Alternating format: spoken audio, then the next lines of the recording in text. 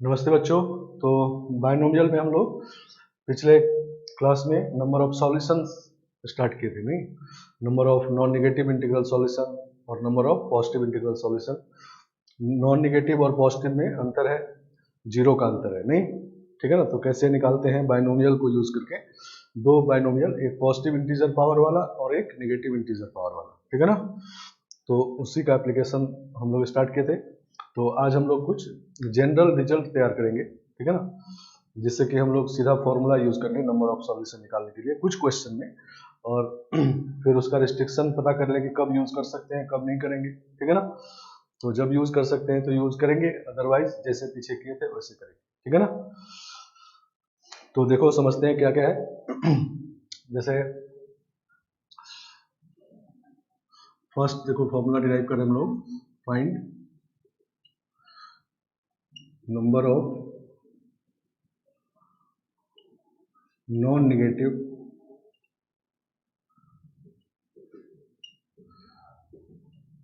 Integral solution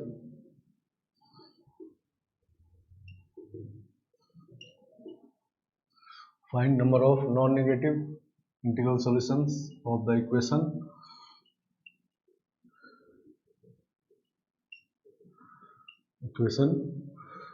x1 plus x2 plus x3 up to xr equal to n, ठीक है ना। मतलब question का मतलब ये है कि ऐसे कितने सेट ऑफ वैल्यूज ऑफ ये x1 से xr तक का होगा नॉन नेगेटिव इंटीग्रल वैल्यू जिसका सम n के इक्वल होगा, ठीक है ना। समझ गए बात? ये क्लियर है कि n इंटीजर होना चाहिए, नहीं, और नॉन नेगेटिव होना चाहिए।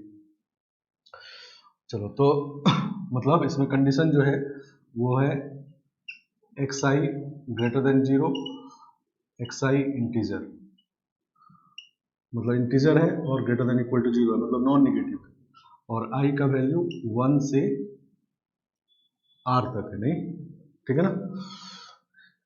ये भी ग्रेटर देन इक्वल टू 0, ये भी ग्रेटर देन इक्वल टू 0, ये भी ग्रेटर देन इक्वल टू 0, सभी ग्रेटर देन इक्वल टू 0, तो एक साथ उसको ऐसे लिख दिए xi greater than equal to 0 और i को वैरी करवा दिए, ठीक है ना। एक ही बात है। समझ गया? तो r वेरिएबल का सम n के इक्वल है, तो ऐसे कितने सेट ऑफ वैल्यूज होंगे इन r वेरिएबल के नॉन नेगेटिव इंटीग्रल वैल्यू जिसका सम n हो जाए, ठीक है ना, ये क्वेश्चन है। तो जैसा पिछले क्लास में कर रहे थे कि x1 के वैल्यू को t के पावर के फॉर्म में लिखेंगे, नहीं, तो x1 का वैल्यू कहां से कहां तक होगा, तो t का पावर 0, t का पावर 1, t का पावर 2 से लेके t का पावर n तक होगा, नहीं। x1 का मैक्सिमम वैल्यू n हो सकता है, नहीं, क्योंकि ये सभी मिनिमम 0 0 0 0 होंगे, तो ये n होगा तभी n होगा, नहीं, सही ना। तो किसी एक वेरिएबल का मैक्सिमम वैल्यू n तक हो सकता है, ठीक है ना। और इसी तरह x2 का भी है, इसी तरह x3 का भी है, तो सबका इसी तरह का फैक्टर बनाएंगे तो पावर r कर देंगे, नहीं। ये सब पिछले क्लास हम लोग किए थे।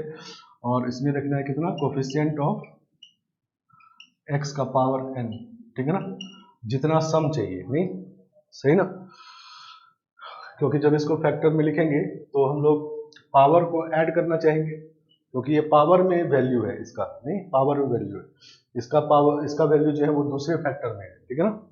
तो मल्टीप्लाई करेंगे, नहीं, तो x पावर n कितनी बार आया वो कौन बताएगा, तो x पावर n का कोफिशिएंट, नहीं। समझ गए बात? क्योंकि पावर का सम n चाहिए ना, इन वैल्यू का सम n चाहिए, मतलब पावर का सम n चाहिए। तो पावर का सम n कितनी बार आएगा, तो coefficient of x power n देख लेंगे कितनी बार आएगा, नहीं। तो ये जीपी है, नहीं, इसका फर्स्ट टर्म 1 है, नहीं, तो इसको लिखेंगे 1 इंटू 1 माइनस टी का पावर n प्लस 1 टर्म्स है इसमें, नहीं, 0 से n तक पावर है तो n प्लस 1 टर्म्स है, और नीचे 1 माइनस r होता है, नहीं, कॉमन रेशियो इसमें t है, ठीक है ना, पावर r। और इसमें देखना है कोफिशिएंट ऑफ x का पावर n इन दिस, ठीक है ना।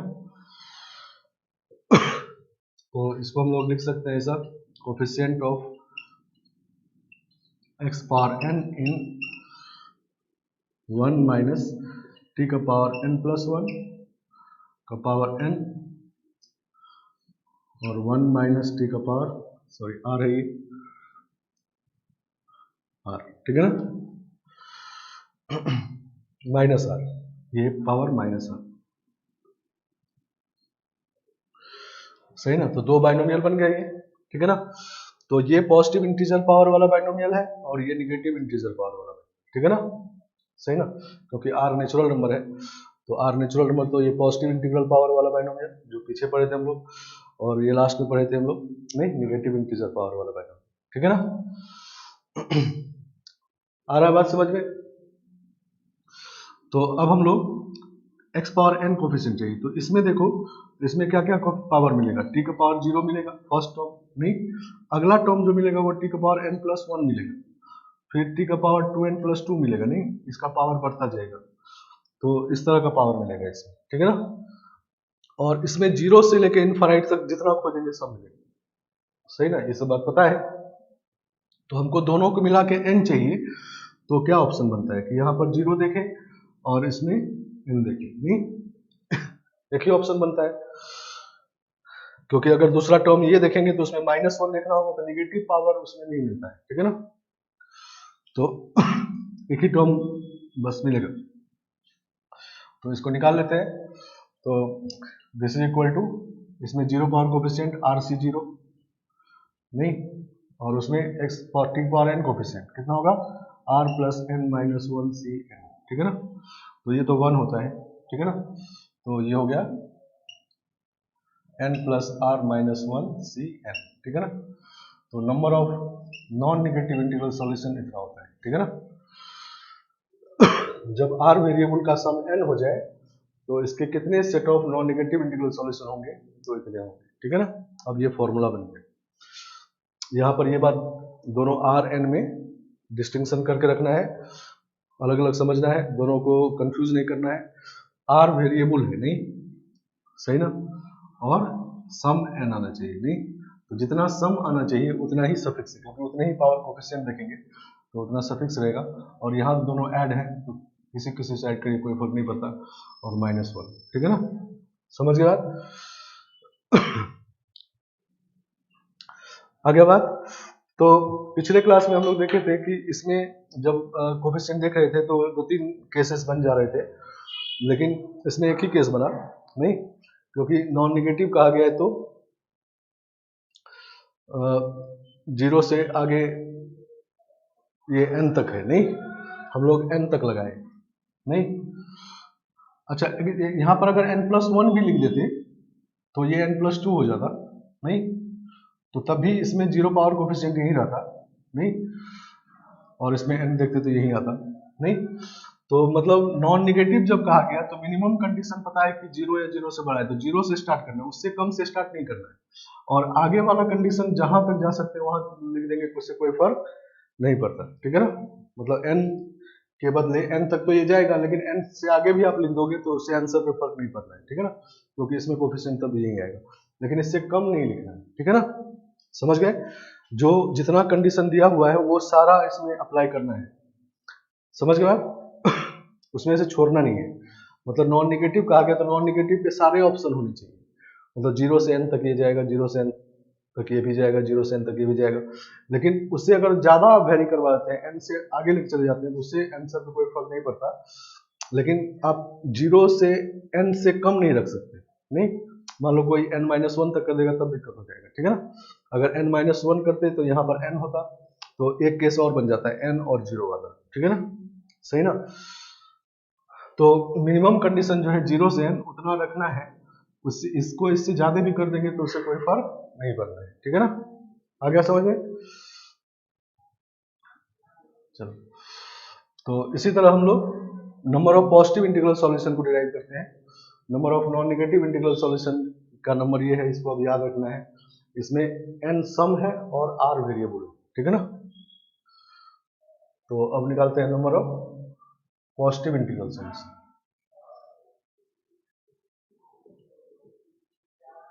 Positive integral solutions of this equation, ठीक है ना। तो इसको फिर से हटाते हैं।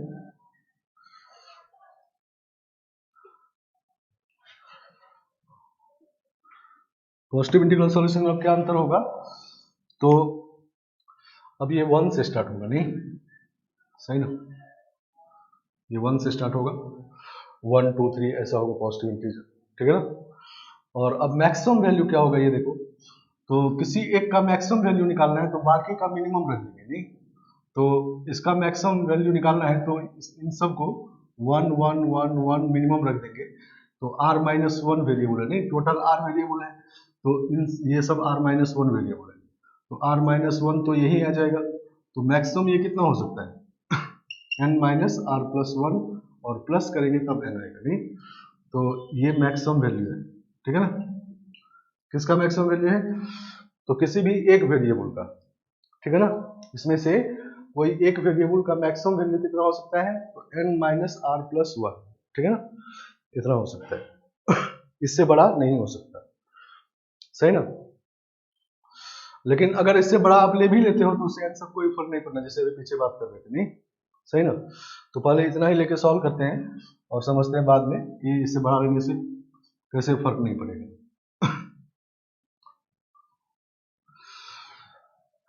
तो x1 का वैल्यू कहाँ से कहाँ तक होगा, 1 से स्टार्ट होगा और n माइनस r प्लस 1 तक जाएगा, तो t का वैल्यू t का पावर लिखेंगे 0, सॉरी 1 से स्टार्ट होगा, 1 t का पावर 2, t का पावर 3, t का पावर 4 अप टू t का power n minus r plus 1 तक जाएगा, और सबका इसी तरह का बात होगा तो पावर r हो जाएगा, नहीं सही ना। और coefficient of x power n देखेंगे इसमें, ठीक है ना, x पावर n का कोफिशिएंट देखेंगे इसमें।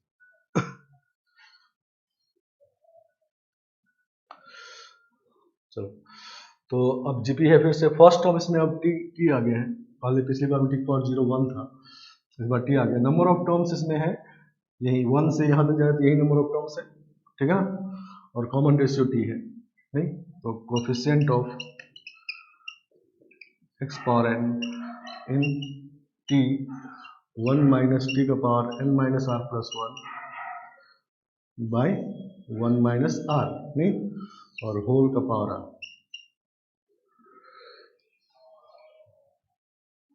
1 माइनस टी, ठीक है ना। तो कोफिशिएंट ऑफ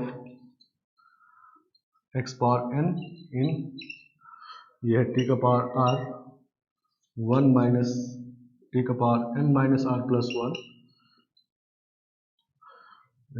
का पावर r और 1 माइनस टी का पावर माइनस r, नहीं इस तरह का हो गया, ठीक है ना, क्लियर। अब x पावर n टोटल में चाहिए और r पहले ही मिल गया, तो इसका मतलब इसमें हम लोग को n माइनस r का पावर कोफिशिएंट चाहिए, तो coefficient of x power n minus r इन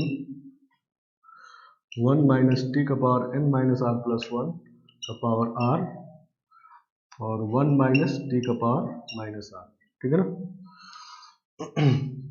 ये हो गया, ठीक है ना।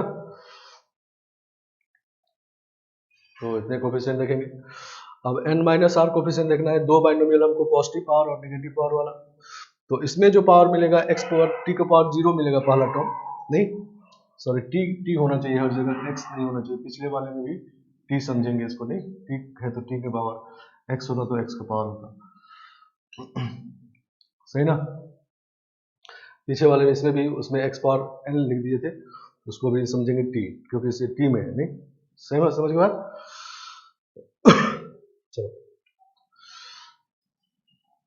तो इसमें पहला पावर मिलेगा टी का पावर 0, अगला पावर ये वाला मिलेगा, नहीं और ये जो है इससे एक पावर ज्यादा है, ठीक है ना, और फिर अगला टर्म मिलेगा इसका दोगुना पावर, फिर 3 गुना पावर, नहीं इस तरह से मिलेगा, तो वो सब पावर इससे बड़ा ही रहेगा, तो इसका मतलब एक ही ऑप्शन बनता है क्या, इसमें टी का पावर 0 और इसमें टी का पावर n माइनस r, नहीं सही ना, क्योंकि इसके अगला वाला टर्म जो होगा वो इससे एक ज्यादा पावर हो जाएगा, तो फिर उसमें निगेटिव पावर चाहिए, तो माइनस पावर उसे मिलेगा नहीं, ठीक है ना।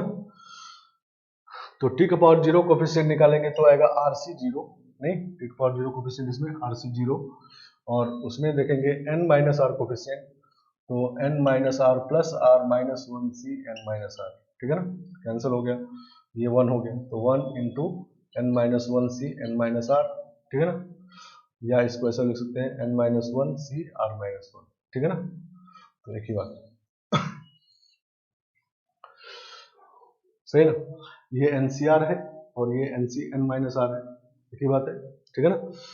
तो number of positive integral solution, R variable का सम अगर एन हो रहा है तो number of positive integral solution ये है, ठीक है ना, या ये एक ही बात है, ठीक है ना। समझ के बाद, तो इसमें भी बात वही है कि अगर मान लो हम मैक्सिमम वैल्यू यहाँ तक लिए हैं, किसी एक वेरिएबल का मैक्सिमम यहाँ तक लिए, इससे ज्यादा भी ले लेते तो ये टर्म और पावर बड़ा हो जाता तो उसमें मिलता ही नहीं, तो यही आंसर आता, ठीक है ना, सही ना। तो जब जितना कंडीशन कहा जाए उतना जरूर लगाना है, उससे कम नहीं लगाना है, ज्यादा लगा सकते, मतलब जब जो मैक्सिमम लिमिट इसमें नहीं कहा गया तो मैक्सिमम जितना होगा उससे आप ज्यादा भी लगा दोगे तो कुछ नहीं कर, कुछ नहीं आंसर होगा। क्यों क्यों नहीं होगा, क्योंकि जब आप इससे मान लो अगला टर्म लगा देते हैं, यहाँ पर अगला टर्म लिख देते हैं प्लस टी का power N minus R plus two लिख देते हैं, ठीक है ना। तो दूसरा किसी फैक्टर में अब यहाँ से पावर स्टार्ट हुआ है, तो ये सब पावर इसमें जब ऐड होगा तो एन माइनस आर बनेगा ही नहीं, ठीक है ना, या एन बनेगा ही नहीं, एन चाहिए हमको, तो इसमें जब ये पावर्स इसमें ऐड करोगे तो एन बनेगा ही नहीं, ठीक है ना। तो वो लिख भी देंगे तो कोएफिशिएंट निकालेंगे तो वही आएगा, नहीं समझ गया। तो लेकिन ये बात जानना जरूरी है कि मैक्सिमम ये कहाँ तक हो सकता है, नहीं तो अगर वहां तक है तो हम लोग फॉर्मूला यूज कर लेंगे, उससे कम है तो फॉर्मूला यूज नहीं करेंगे, इससे कम लिख देंगे तब फिर और भी केसेस मिलेंगे इसमें, ठीक है ना, समझ गया। लेकिन n minus R plus one तक अगर है तब वहां पर सीधा आप फॉर्मूला यूज कर सकते हैं, उससे ज्यादा है तब भी कर सकते हैं, तो उससे कम रहेगा वैल्यू, उससे कम तक जा रहा है तो फॉर्मूला यूज नहीं करेंगे, ठीक है ना, सही ना। क्योंकि कभी कभी ऐसा होगा क्वेश्चन कि ये तो नॉन नेगेटिव इंटीग्रल सॉल्यूशन कहा गया तो ये नंबर है और ये पॉजिटिव ऑल पॉसिबल है तब, ठीक है ना। लेकिन कभी कभी एक आ जाएगा कि x1 का वैल्यू जो है 1 से लेके 5 तक जा रहा है, इसका 2 से लेके 7 तक जा रहा है, इस तरह का अगर रहेगा तो उस केस में हम लोग पहले देख लेंगे कि पॉजिटिव इंटीग्रल सॉल्यूशन में जो मैक्सिमम वैल्यू होना चाहिए इसका उतना आ रहा है कि नहीं, ठीक है ना, सही ना। अगर आ रहा है तो ये फॉर्मूला यूज कर देंगे, अगर नहीं आ रहा है तो नहीं कर सकते। अभी इसको क्वेश्चन से समझते हैं, ठीक है ना। तो number of positive integral solution ये होता है, ठीक है ना।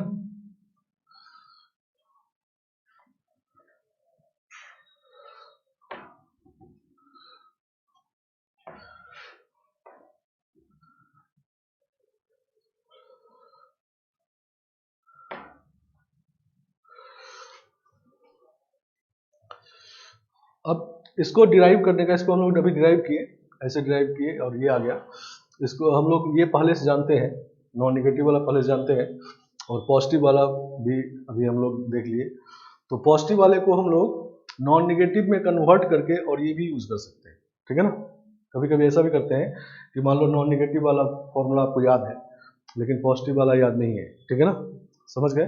तो नॉन नेगेटिव वाले क्वेश्चन को पॉजिटिव वाले क्वेश्चन को नॉन नेगेटिव में कन्वर्ट कर देते हैं और नॉन नेगेटिव वाला यूज करते हैं। तो कैसे कन्वर्ट करते हैं वो देखो। तो यहाँ पर अभी है हमारे पास कि xi greater than equal to 1, नहीं ऐसा है, तो इसको हम लिख देते हैं xi minus 1 greater than equal to 0, लिख सकते हैं इसको इधर ले, ठीक है ना। और इसको एज्यूम कर लेते हैं capital xi greater than equal to 0, ठीक है ना। मतलब हम लोग क्या कर लिए, xi माइनस 1 को कैपिटल xi कर लिए, ठीक है ना। तो xi कितना हो गया, कैपिटल xi प्लस 1, ठीक है, समझ गया। तो अब xi का वैल्यू इसमें पुट कर देते हैं, ठीक है ना। तो x1 का वैल्यू क्या होगा, कैपिटल x1 प्लस 1, x2 का वैल्यू होगा कैपिटल x2 प्लस 1, नहीं तो इसमें पुट कर रहे हैं, ठीक है। तो ये इक्वेशन ऐसा बन जाएगा x1 प्लस 1, x2 प्लस 1,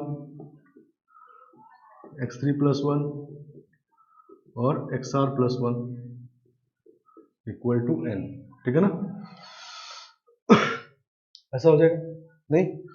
अब ये 1 1 1 r टर्म से नहीं, r वेरिएबल है तो r बार आया होगा, तो ये 1 1 1 मिलके r है, r को उधर ले चले जाते हैं, ये बन जाएगा x1 plus x2 plus x3 up to X R equal to N minus R, ठीक है ना, ऐसा हो गया। अब क्या है कि X I capital X I जो है वो greater than equal to zero, नहीं ये हम लोग देख चुके हैं, ठीक है ना, वेयर आई इक्वल टू 1 2 3 से एन तक और एक्स आई इंटीजर है, ठीक है ना। लेकिन अब किसी एक का वैल्यू जो होगा वो मैक्सिमम वैल्यू अब एन माइनस आर ही होगा, नहीं ठीक है ना, एन माइनस आर तक ही होगा, लेकिन उससे ज्यादा रख देंगे तो आंसर कोई फर्क नहीं पड़ेगा, ये पहले हम लोग देख चुके हैं। तो अब इसमें सीधा नॉन निगेटिव वाला फॉर्मूला लगा देते हैं, नहीं क्योंकि जितने सॉल्यूशन इसके होंगे उतने ही सॉल्यूशन इसके भी होंगे, ये कंफर्म है, नहीं वैल्यू x1 कैपिटल x1 और स्मॉल x1 का अलग अलग होगा वैल्यू, लेकिन नंबर जितने इसके होंगे उतने ही इसके होंगे, ठीक है ना, समझ गया। तो नंबर ऑफ सॉल्यूशन निकालते हैं इसका। अब नॉन नेगेटिव वाले से निकालेंगे, इस वाले से। तो r वेरिएबल है और सम हमको ये चाहिए, तो n जो इसमें n है वो वहां पर n माइनस आर है, तो क्या लिखेंगे n minus R plus R minus one C n minus R, नहीं जो यहाँ पर n है वो n माइनस आर, ठीक है ना, तो आर आर कैंसिल हो गया, तो n minus one C n minus R या n minus one C R minus one, यही आ गया, नहीं समझ गया। तो एक ये भी आपके पास ऑप्शन है कि मान लो हमको नॉन नेगेटिव वाला फॉर्मूला याद है, सब कुछ पता है उसके बारे में, पॉजिटिव वाले में कंफ्यूजन हो रहा है कि कैसे लिखे, खास करके एन आर को ध्यान से अलग अलग, जब भी दो वेरिएबल हो जाए तो दोनों को डिस्टिंक्ट कर लेंगे कि कौन क्या है कौन क्या है, ठीक है ना। तो पॉजिटिव वाले क्वेश्चन को भी नॉन नेगेटिव बना के, इस तरह से बना के और नॉन नेगेटिव वाला फॉर्मूला यूज कर सकते हैं, ठीक है ना, आया बात समझ में। तो क्लियर हो जाना चाहिए, नहीं चलो तो क्वेश्चन से देखो समझते हैं।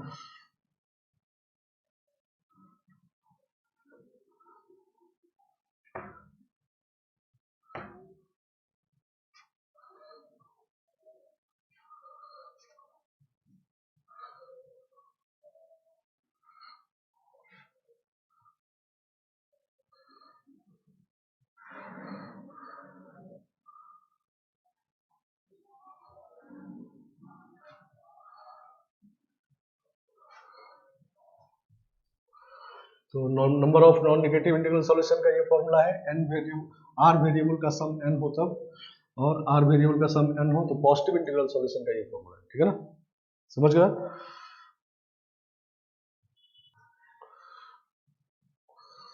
चलो तो क्वेश्चन लिखते हैं, ये find number of integral solutions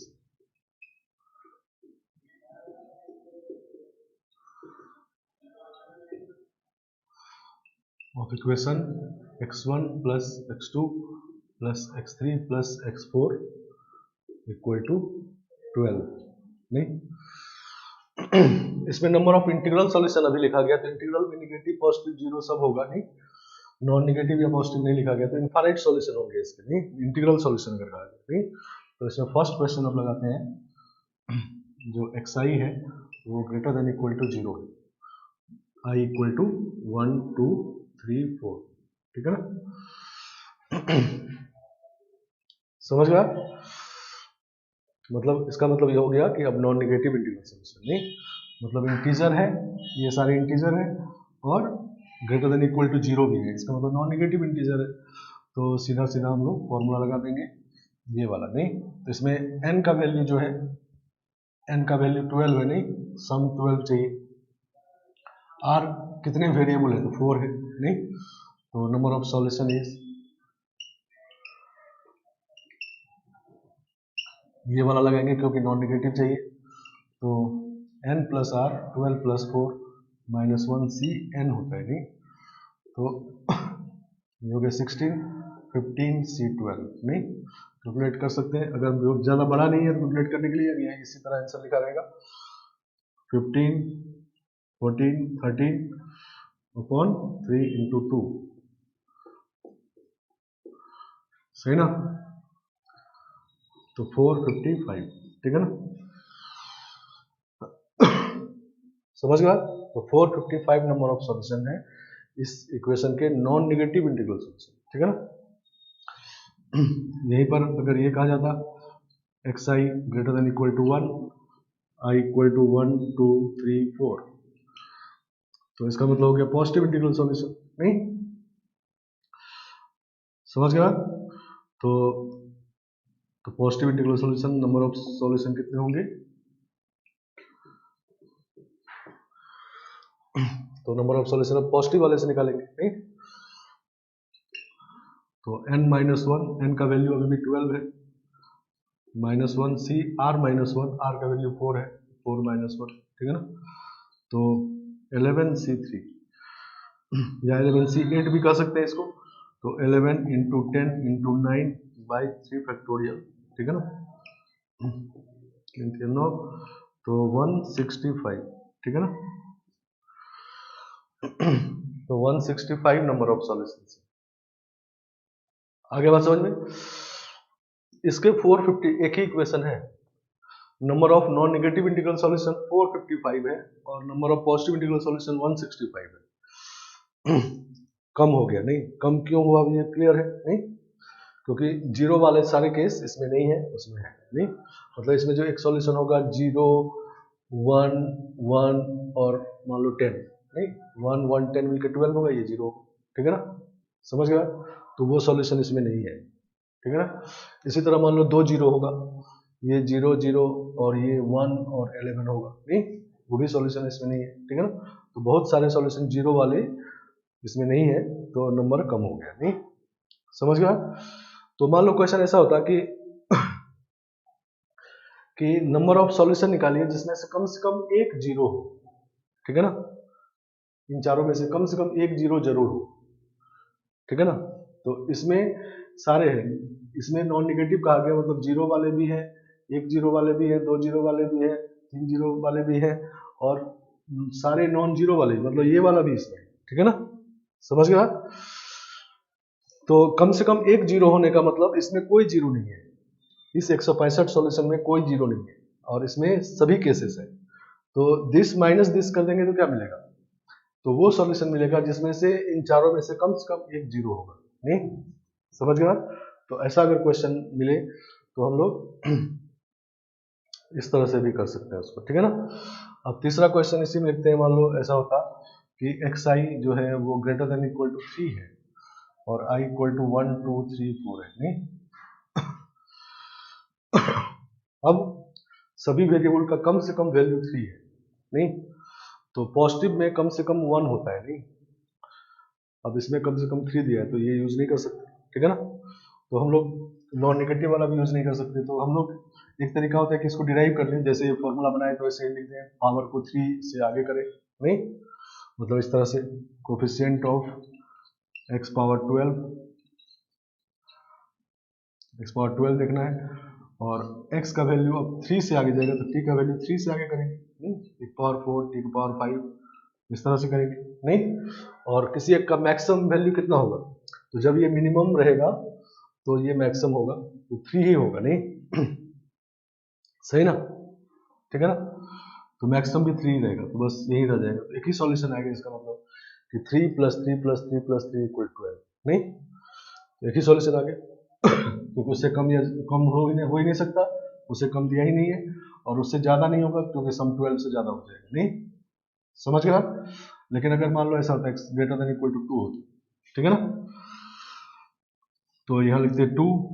अब मैक्सिमम वैल्यू देखो कितना होगा, तो जब ये 2 2 2 होगा तीनों तो 6, ये मिनिमम 6 होगा तो ये मैक्सिमम 6 होगा। नहीं तो 2 से लेके 6 तक होगा, t³ t का पावर 4 t का पावर 5 t का पावर 6 का पावर 4 सबके साथ वही बात है। नहीं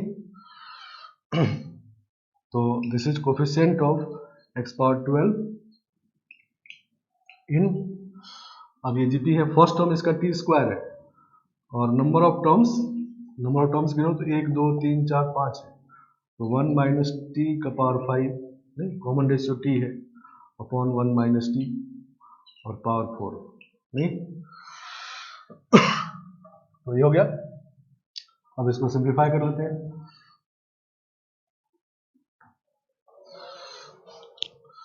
तो कोफिशिएंट ऑफ x पावर 12 ,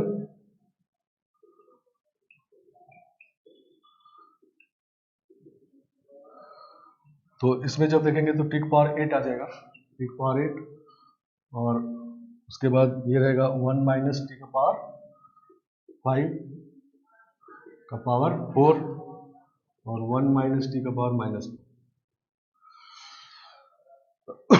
नहीं, ये टी का इस पूरे का पावर 4 है, सॉरी, तो टी का पावर 8 आ गया पहले, ठीक है ना, और ये दोनों उधर है, नहीं पूरे में 12 चाहिए, यहां से यहां तक में 12 चाहिए, तो 8 पहले ही मिल गया, तो इसमें 4 पावर चाहिए, नहीं, तो कोफिशिएंट ऑफ x पावर 4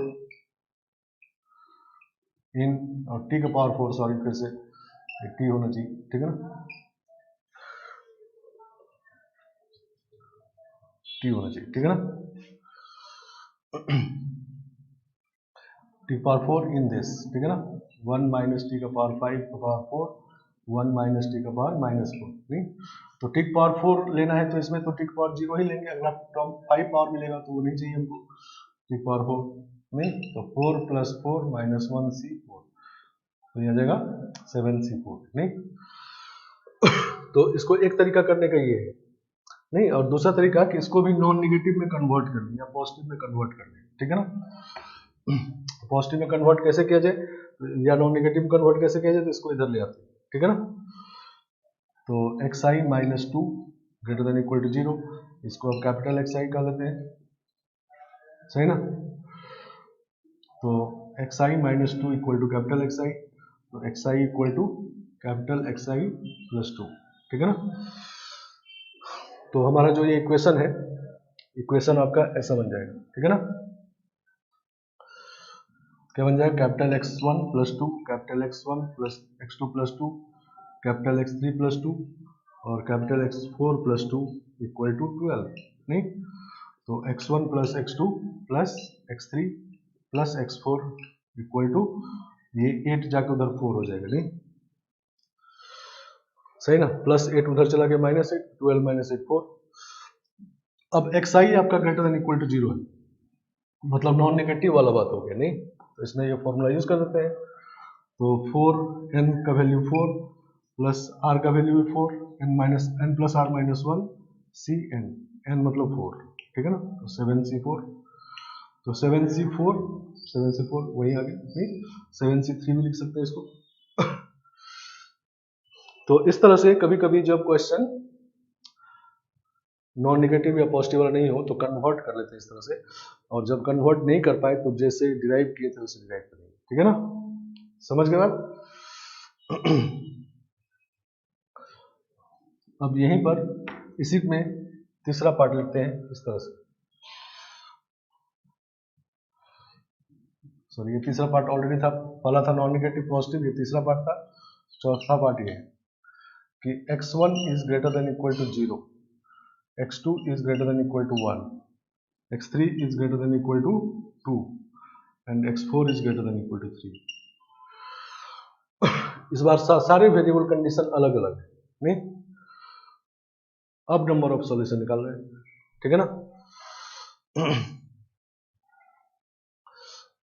समझ गया, तो इसको भी, ये तो नॉन नेगेटिव है ही, इसको भी नॉन नेगेटिव बना लेते हैं, तो x2 minus 1 greater than equal to 0, तो capital x2 greater than equal to 0, इसी तरह से ये जो होगा x3 minus 2 greater than equal to 0, तो capital x3 greater than equal to 0, नहीं, और ये वाला होगा x4 minus 3 greater than equal to 0, तो capital x4 greater than equal to 0, ठीक है ना, और इसे पुट कर देते हैं।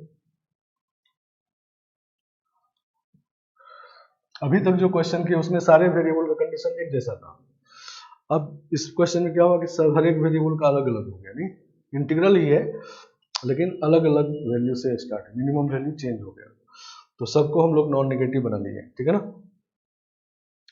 तो x1 तो ग्रेटर देन इक्वल टू 0 है ही, x2 माइनस 1 को कैपिटल x2 कहें, इसका मतलब स्मॉल x2 कितना होगा, कैपिटल x2 प्लस 1, नहीं, तो ये हो जाएगा x1 तो x1 है, कैपिटल x2 प्लस 1 हो जाएगा, ये हो जाएगा कैपिटल x3 प्लस 2 और कैपिटल x4 प्लस 3 हो जाएगा, नहीं, इक्वल टू 12,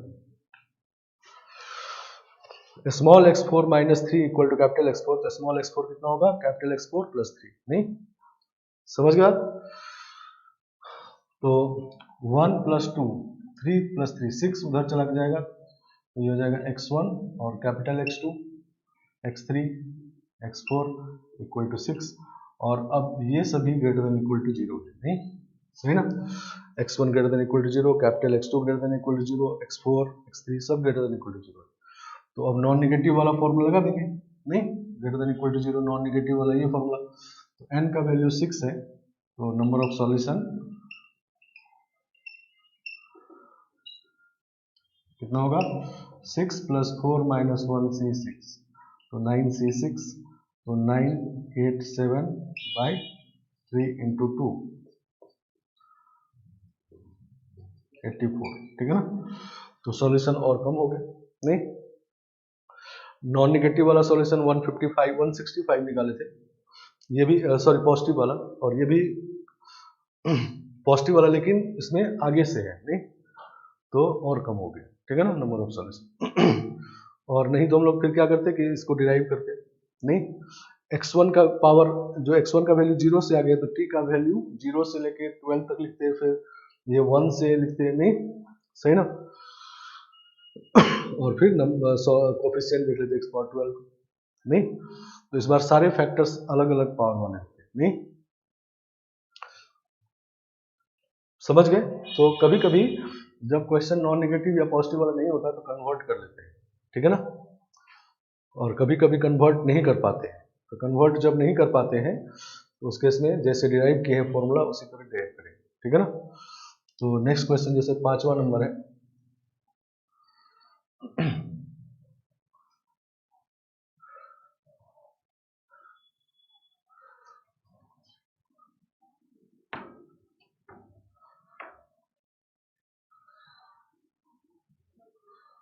पांचवा नंबर है, x1 का वैल्यू 1 से लेके 10 तक, x2 का वैल्यू, अब अपर लिमिट भी लगा दिया, 1 से लेके 9 तक है, x3 का वैल्यू 1 से लेके 11 तक,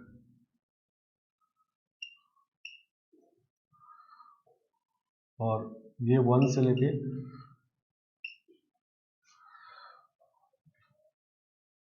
12 तक है, ठीक है ना?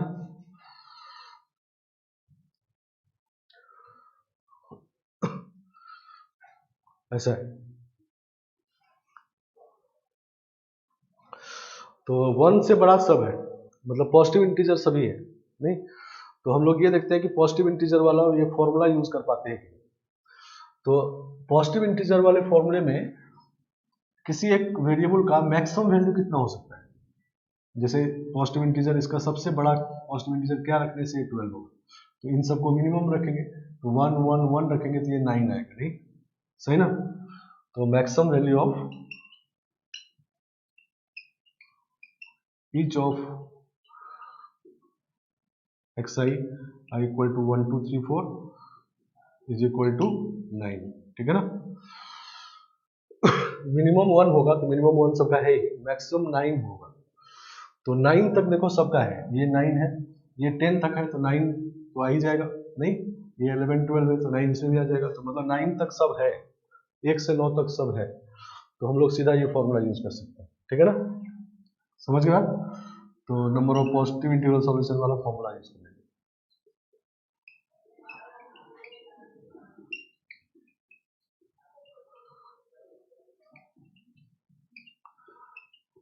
तो n - 1 मतलब 12 - 1, c r - 1, r मतलब 4 - 1, तो 11 c3, ठीक है ना? या 11 c8 भी लिख सकते हैं इसको। इसमें फॉर्मूला यूज कर लीजिए, ठीक है ना? क्योंकि पॉजिटिव इंटीग्रल सॉल्यूशन वाले के केसेस इसको सेटिस्फाई कर रहे हैं, ठीक है ना? मिनिमम 1 होना चाहिए और मैक्सिमम 9 तक हो सकता है किसी का, तो 9 तक है तो यूज कर लीजिए, नहीं तो देखो एक्चुअली क्या हो रहा है इसमें, तो इसमें x1 का वैल्यू 1 से 10 तक है, तो t का वैल्यू लिखेंगे 1 से 10, नहीं और वो 1 से 9 है,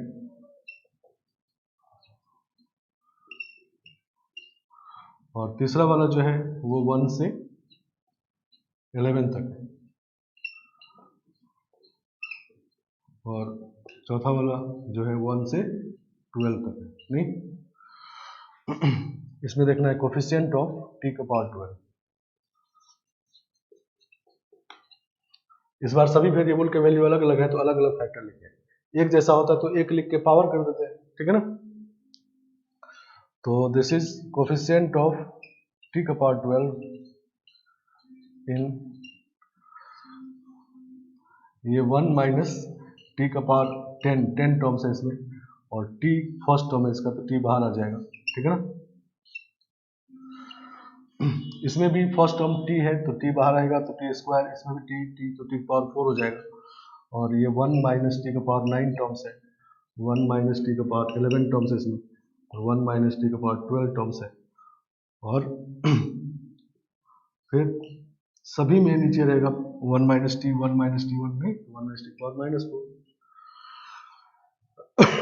सही ना। तो t का पावर 4 जब मिल गया और पूरे में 12 देखना है तो इसका मतलब इधर वाले में 8 देखेंगे, नहीं। तो कोफिशिएंट ऑफ t का पावर 8 इन 1 माइनस t का पावर 10, 1 माइनस t का पावर 9, 1 माइनस t का पावर 11, 1 माइनस t का पावर 12 और 1 माइनस t का पावर माइनस 4, ठीक है ना। तो ये पॉजिटिव इंटीजर पावर वाले 4 बाइनोमियल हैं,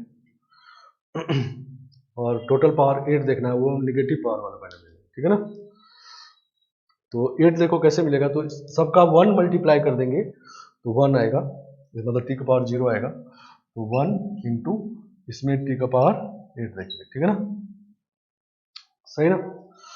और अगला टर्म जब इसमें मल्टीप्लाई करेंगे तो पावर जो होगा 8 से ज़्यादा हो जाएगा, नहीं, क्योंकि मान लो सबसे कम पावर देखते हैं तो 1 1 1 इन तीनों का 1 मल्टीप्लाई कर दिए और इसको t की पावर 9 से मल्टीप्लाई किए, t की पावर 9 मिनिमम होगा इसके बाद, नहीं, 0 के बाद मिनिमम पावर t की पावर 9 होगा, और हमको 8 चाहिए, नहीं। तो 9 अगर इसमें देख लेंगे यहाँ से यहाँ तक में, इसमें -1 देखना होगा, -1 इसमें मिलेगा नहीं, ठीक है ना, समझ गए। तो इसका मतलब ये हुआ कि एक ही सॉल्यूशन है, t की पावर 8 इसमें देखना है, तो t की पावर 8 इसमें कैसे देखेंगे, तो 4 + 8 - 1 c8, तो 11 c8, नहीं, तो वही बात हो गई, नहीं। तो जब कंडीशन इस तरह से दिया है तो पहले हम लोग वेरीफाई कर लेंगे कि ये फॉर्मूला यूज कर सकते हैं कि नहीं। तो इसमें पॉजिटिव सभी है तो किसी एक का मैक्सिमम वैल्यू हो सकता है 9, तो 9 अवेलेबल है सबका, तब हम लोग ये फॉर्मूला यूज कर लिए। ये फॉर्मूला यूज किए तो जल्दी हो गया, नहीं तो डिराइव करते तो थोड़ा बड़ा होता, नहीं। लेकिन अगर ये कोई भी एक वेरिएबल 9 से मान लो कम हो गया, ठीक है ना, तो मान लो कोई एक पावर ये 9 से कम हो गया तो ये 8 हो गया, तो अब इसमें और भी टर्म्स मिलेंगे, नहीं, सही ना, ठीक है ना। तो सॉल्यूशंस कम हो जाएंगे, नहीं, क्योंकि मान लो इसका वैल्यू x2 का वैल्यू 1 से 8 हो गया, तो 1 से 8 हो गया, तो अब 9 वाला सॉल्यूशन जो होगा, x2 का वैल्यू 9 वाला सॉल्यूशन वो कम हो जाएगा, नहीं, समझ गया। तो नंबर ऑफ सॉल्यूशन तब कम हो जाएंगे, तो उस केस में पहले डिसाइड करना फॉर्मूला यूज नहीं करना है, नहीं, उसमें भी फॉर्मूला यूज कर देंगे तो गड़बड़ हो जाएगा, ठीक है ना। जैसे देखो एक क्वेश्चन समझते हैं,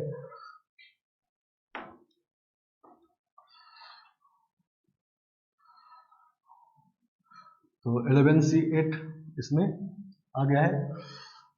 अब हम लोग इसी 6 क्वेश्चन करते हैं इसको, और इसको ये कर लेते हैं, इसको 7 कर लेते हैं, इसको 9 कर लेते हैं, इसको 8 कर लेते हैं, ठीक है ना, सही ना, और इसको मान लो 10 कर दीजिए।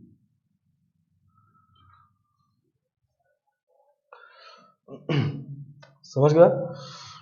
तो ये भी पॉजिटिव इंटीग्रल सॉल्यूशन है, लेकिन सारे हैं कि नहीं, मतलब फॉर्मूला यूज कर सकते हैं कि नहीं, पहले डिसाइड करना है। तो किसी एक वेरिएबल का maximum value of each of xi is equal to 9 होगा, नहीं, सही ना। तो पॉजिटिव वाला बात देखते हैं, अगर ये फॉर्मूला यूज करना है पॉजिटिव वाला, तो मैक्सिमम से मिनिमम सब होना चाहिए। तो अगर किसी इसका मैक्सिमम वैल्यू देखना है तो इसको मिनिमम 1 1 1 रख देंगे तो ये 9 आएगा, नहीं, तो 9 होना चाहिए। अगर सभी 9 तक है तो फॉर्मूला यूज कर लेंगे, जैसा पिछले क्वेश्चन में था। इस क्वेश्चन में क्या है कि 9, ये दोनों तो 9 तक है, नहीं 9 से बड़ा है तो 9 भी इसमें है, लेकिन ये 9 तक नहीं गया है, ठीक है ना। इसका मतलब क्या हुआ कि फॉर्मूला यूज नहीं कर सकते इसमें, ठीक है ना। तो फॉर्मूला यूज नहीं कर सकते, इसका मतलब ये है कि अब जो सॉल्यूशन होगा पॉजिटिव इंटीग्रल सॉल्यूशन, जो नंबर ऑफ आया है पॉजिटिव इंटीग्रल सॉल्यूशन, इससे अब कम सॉल्यूशन होगा, नहीं सही ना। तो उसको आप डिराइव कर लेंगे, नहीं तो हम लोग क्या करेंगे, कोफिशिएंट ऑफ t का पावर 12 देखेंगे इन, ये x1 का वैल्यू है तो t का पावर लिखेंगे 1 2 से लेके 7 तक लिखेंगे इसमें, नहीं t का पावर वेरिएबल का जो वैल्यू होता है वो लिखना है, ठीक है ना, सही ना। फिर t का पावर 1 2 से लेके 9 तक इसमें लिखेंगे, नहीं x2 का वैल्यू, और x3 वाला वैल्यू जो है वो t का पावर 1 t का पावर 2 से लेके t का पावर 8 तक लिखना है, और t का पावर 1 t का पावर 2 से t का पावर 10 तक लिखना है, ठीक है ना। तो कोफिशिएंट ऑफ t का पावर 12 इन, फिर से इस जीपी का सम निकालेंगे, फर्स्ट टर्म t है सब में तो t का पावर 4 आ जाएगा, और 1 माइनस कॉमन रेशियो t है, नंबर ऑफ टर्म्स इसमें 7 है तो t का पावर 7 होगा, इसमें नंबर ऑफ टर्म्स 9 है तो 1 माइनस t का पावर 9 होगा, 1 माइनस t का पावर 8 होगा, और 1 माइनस t का पावर 10 होगा, नहीं, और इनटू लास्ट में 1 माइनस t का पावर -4 होगा, नहीं क्योंकि नीचे सब में 1 माइनस टी होगा, नहीं जीपी का सम में नीचे 1 माइनस आर होता है, आर मतलब कॉमन रेशियो इसमें टी है तो 1 माइनस टी नीचे सब में होगा, तो एक साथ उसको लिख दिया। अब टी का पावर 12 पूरे में चाहिए, 4 पहले ही मिल चुका है तो बाकी में 8 चाहिए, नहीं तो इसका मतलब ये हुआ कि कोफिशिएंट ऑफ टी का पावर 8 इन 1 माइनस टी का पावर 7, 1 माइनस टी का पावर 9, 1 माइनस टी का पावर 8, 1 माइनस टी का पावर 10, सही ना, 7 9 8 10, और ये वाला टर्म तो 1 माइनस टी का पावर -4, ठीक है ना। अब ये 4 पॉजिटिव इंटीजर वाला बाइनोमियल है, एक नेगेटिव वाला, और सब में मिला के हमको टी का पावर 8 चाहिए, ठीक है ना। तो पहले इनको एक्सपेंड कर लेते हैं, जहां पर टी का पावर 8 या उससे छोटा मिलेगा, क्योंकि इसमें 0 या उससे ज्यादा सारा पावर मिलेगा, तो कोफिशिएंट ऑफ टी का पावर 8 इन, तो पहले सबके 1 को मल्टीप्लाई करते हैं तो 1 आएगा, अब इन तीनों के 1 को मल्टीप्लाई करते हैं और टी का पावर 7 से मल्टीप्लाई करते हैं, टी का पावर 7 मिलेगा, उसके बाद फिर इसका 1 मल्टीप्लाई करेंगे और ये मल्टीप्लाई करेंगे तो 8 मिलेगा, ठीक है ना। फिर टी का पावर 9 भी मिलेगा, टी का पावर 10 भी मिलेगा, और इसके बाद और बड़ा पावर मिलेगा, ठीक है ना, सही ना, और 1 माइनस टी का पावर -2।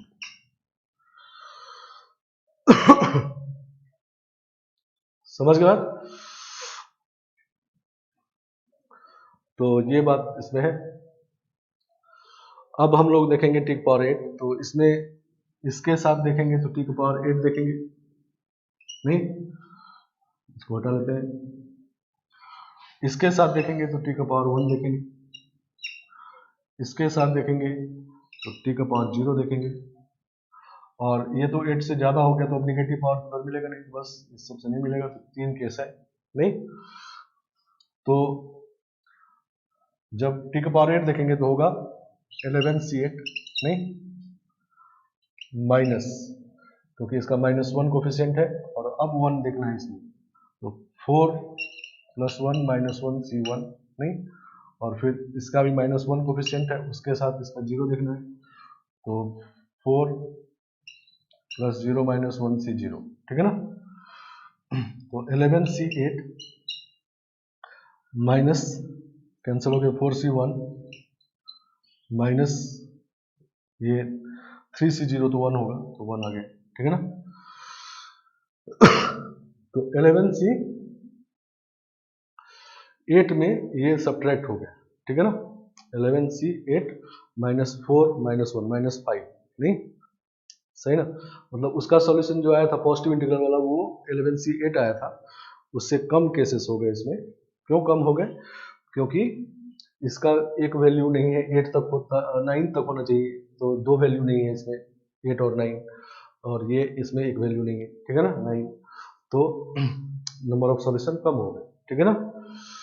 तो इस तरह से निकालेंगे, ठीक है ना। तो पहले तो ये डिसाइड करना है कि फॉर्मूला हम यूज कर पाएंगे कि नहीं, ठीक है ना। फॉर्मूला यूज कर पाएंगे कि नहीं। फॉर्मूला अगर यूज कर लिए, उसके लिए क्या क्या कंडीशन है बता दिए कि मिनिमम कितना होना चाहिए, मैक्सिमम कितना, उतना अगर है तो यूज कर सकते हैं, उससे ज्यादा भी है तब भी कर सकते हैं, लेकिन उससे कम है, ठीक है ना, तो फॉर्मूला यूज ना करके इस तरह से डिराइव कर देंगे, ठीक है ना। मतलब कुछ केसेस फॉर्मूले में से फॉर्मूला यूज कर दिया था, कुछ केसेस सब्ट्रैक्ट हो गए, नहीं समझ गया। तो ये अब ऐसा नहीं होता कि ज्यादा केस सब्ट्रैक्ट हो जाए, ठीक है ना, ये ऐसा रहेगा 2-3 केस सब्ट्रैक्ट होगा और आराम से निकल जाएगा, ठीक है ना। लेकिन जहां पर फॉर्मूला यूज कर सकते हैं तो वहां और जल्दी फॉर्मूला यूज करके निकाल देंगे, ठीक है ना। आगे बात समझ में। तो आज हम लोग ये नंबर ऑफ सॉल्यूशन में फॉर्मूला वाला बात किए, और अगले क्लास में कुछ और वेरिएशंस इसके हैं, वो करने के बाद फिर पीसी स्टार्ट करेंगे, ठीक है ना। ये सब का यूज पीसी में ज़्यादा आएगा, डायरेक्ट क्वेश्चन भी इस पे आए हैं, ठीक है ना, इस तरह के डायरेक्ट क्वेश्चन भी आए हैं, और परमुटेशन कॉम्बिनेशन में इनडायरेक्ट क्वेश्चन मतलब इसका एप्लीकेशन, ठीक है ना, समझ गया। तो वहां पर इसको अप्लाई